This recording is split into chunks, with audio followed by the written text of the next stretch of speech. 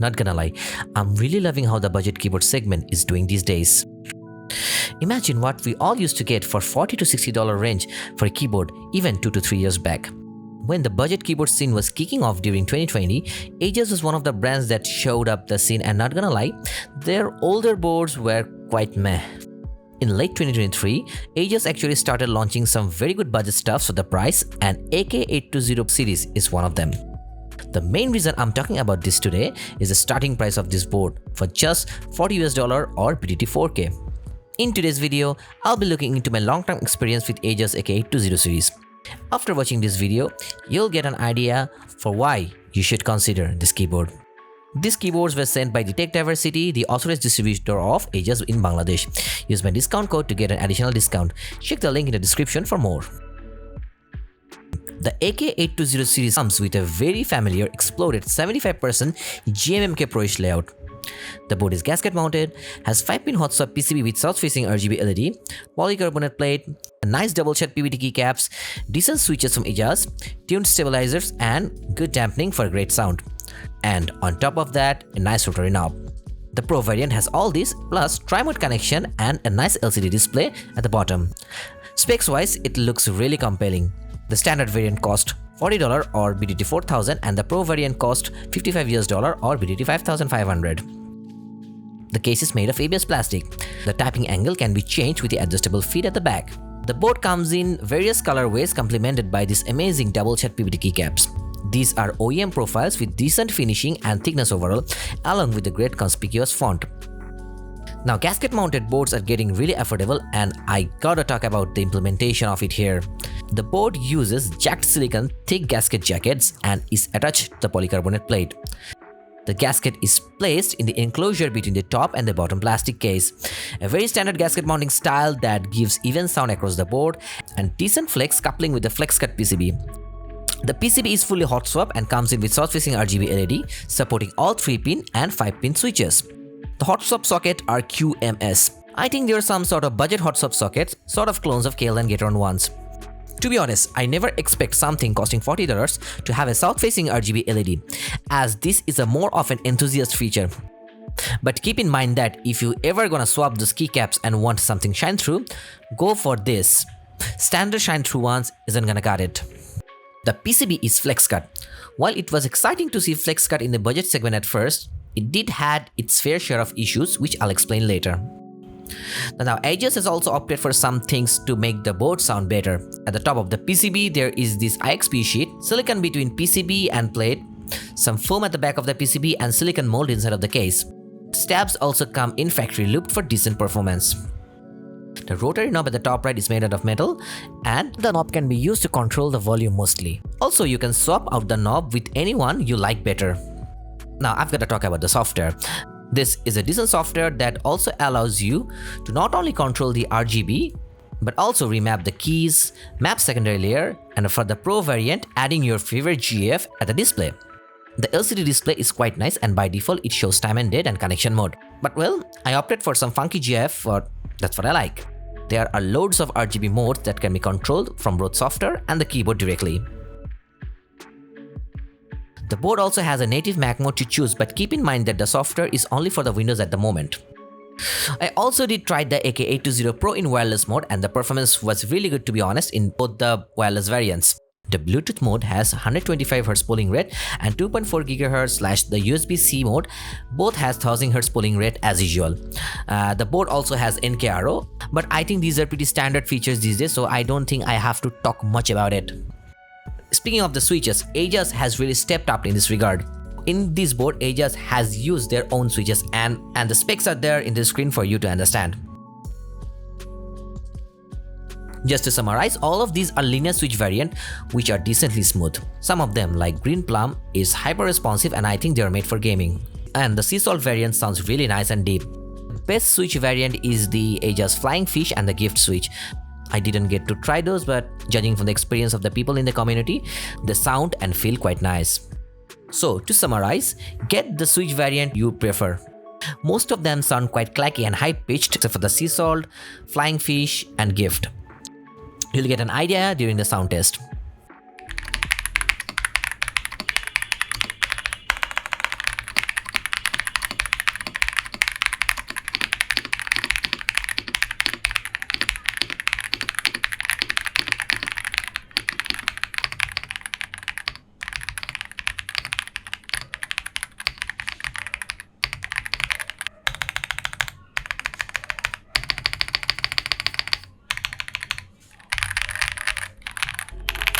Well, for the base price, it sounds quite okay at best, and a tad bit disappointing if I am to nitpick.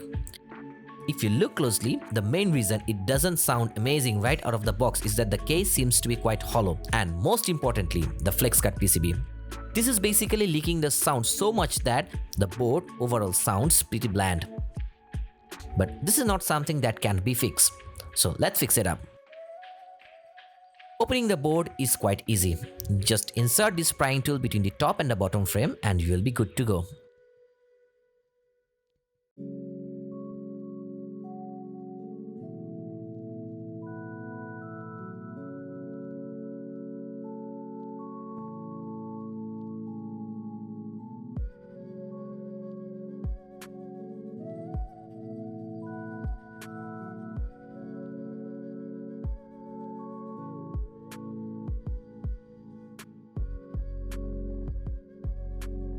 For fixing the board, I did relook into the stabs again.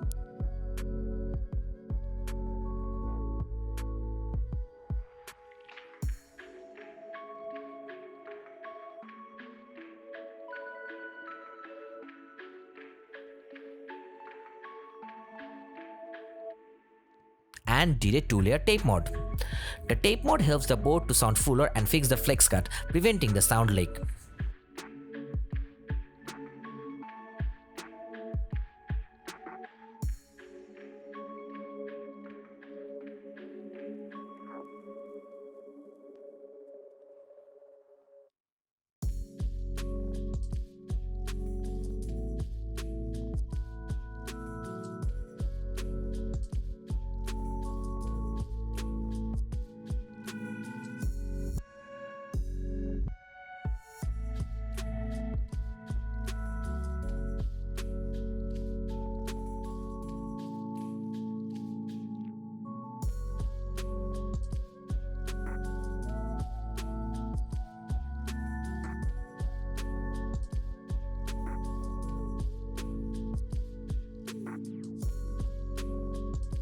Next, I added a ton of polyfill inside of the case. That's it.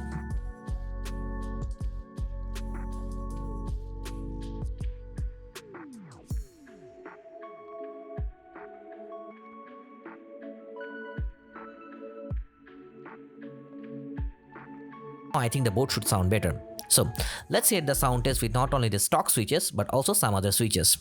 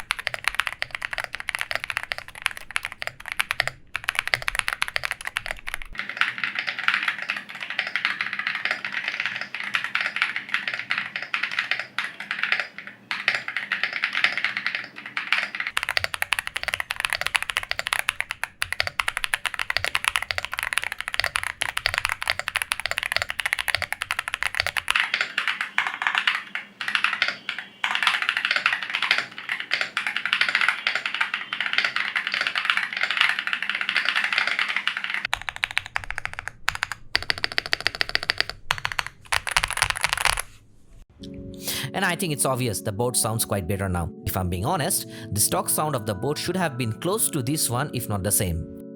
It is quite high-pitched for most cases even after the mod, so I guess it is made to be like this despite having polycarbonate plate. If used the correct switch, deep sounding switches like Tecsee Strawberry Ice will sound nice. Now my final thoughts are pretty straightforward. The Ajazz AK820 Series keyboards are solid for the starting price of BDT 4000 or $40 because it ticks all the check boxes for a great keyboard. The board packs in so many great enthusiast features for the price, it's sometimes easy to forget that all of these features used to be on high-end boards even a few years back. As for the negative feedback, I haven't heard any yet from the community. It has been going great so far, so you can safely say that this is gonna last for quite a while. If I look into the comparison with other similar price boards, the AK820 basically don't have any competition, at least in the 75% layout. And also the RKR75, which has pretty similar features and are also neck to neck in terms of specs. We do have other 65% board in this price segment like RKR65, which is pretty decent in stock too. However, the AK820 Pro has some serious competition in the price range, not only in the 75% layout but also other layouts. We have the Monka 3075 Pro V2, which sound way better at stock, but it doesn't have an knob. The Ola F75 is the best one in this price range because of the great stock switches from Leobog and overall sound, but it doesn't have a display and not facing RGB LED. If you look into the other layout boards, for lesser price there is Monka 3087 Pro and Monka 3067 Pro, which sound great at stock but don't have knob or display. The Jinbeng M87 Pro Tri-Mode, the Ola F87 Pro Tri-Mode, Vision V87, Vision N75 Pro are also solid options in this same price. They not only have great look but also have nice sound. All the boards I've mentioned are gasket mounted, comes in with polycarbonate plate and have decent switches. In my opinion, AK820 Pro is to be considered if you want both display and knob.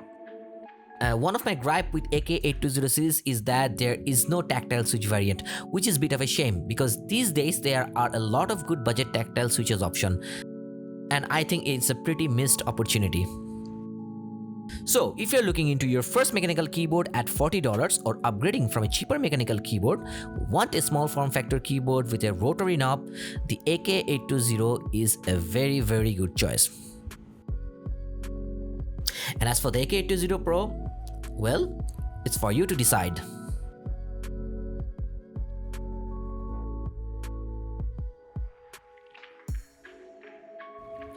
So with that, I'm wrapping up today's video. Thanks for watching. If you like this video, don't forget to subscribe to my channel. I would love to hear from you. So don't forget to share your thoughts, questions in the comments. With that, goodbye and have a great day.